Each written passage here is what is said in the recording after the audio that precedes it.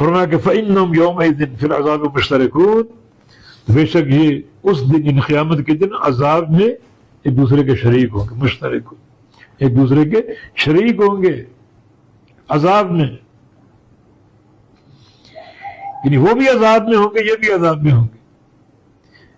عبادت کرنے والے بھی عذاب میں ہوں گے، جن کی عبادت کرتے تھے وہ بھی عذاب میں ہوں گے. اطاعت کرنے والے بھی عذاب میں ہوں گے، جن کی اطاعت کی وہ بھی عذاب میں ہوں گے. اب جھگڑا ہے، اس کے سوا باقی کیا بچے گا؟ اللہ تعالیٰ کو دہائیاں دے سکتے اور دیں گے. استبرأ الذین تبعوا من الذین تبعوا ورأوا العذاب وتقطعت بهم الاسباب.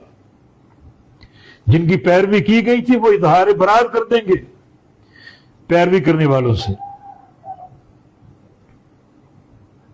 یہ پیروی کس کی تمہیں کرنی؟ اللہ اس کے رسول کی. تم نے ان کی پیروی کی، اور قیامت کے دن دونوں جہنم میں. تو جن کی پیروی کی گئی وہ اظہار برات کریں کو ہمارا تم سے کوئی تعلق نہیں، تم خود گمراہ ہوئے. وقال الذين تبعوا لو ان لنا كرة فنتبرأ منهم كما تبرأوا منا.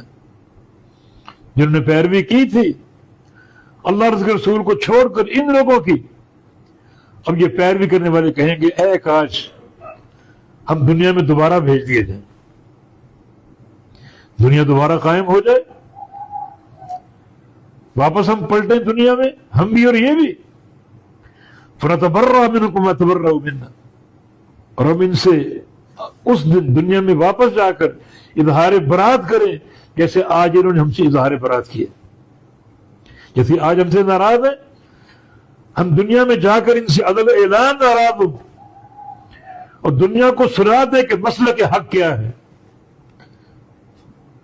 اللہ تعالیٰ کی اطاعت، اللہ کے رسول کی اطاعت، یا اللہ اور اس کے رسول کی اطاعت کو چھوڑ کر دوسرے شرکاء کی پیروی.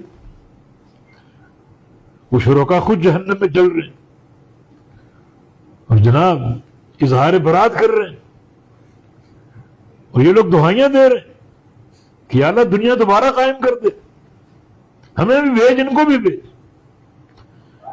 ہم چیخ چیخ کر لوگوں کو بتائیں کہ اطاعت کس کا حق ہے، ان سے ناراضگی کا اظہار کریں، برات کا اظہار کریں. لیکن اب دنیا کی ساری کرتوتیں حسرت بن کے کھڑی ہیں. وما ہم بخارجین من النار، اب جہنم سے نکلنے کی کوئی صورت نہیں. خلود فی النار، جہنم میں ہمیشہ. والعیاذ باللہ.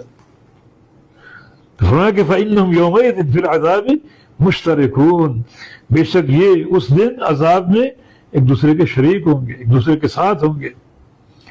عبادت کرنے والے بھی ہوں گے، ان کے معبود بھی ہوں گے. انا کذالک نفعل بالمجرمین، بے شک اسی طرح ہم کرتے ہیں مجرمین کے ساتھ.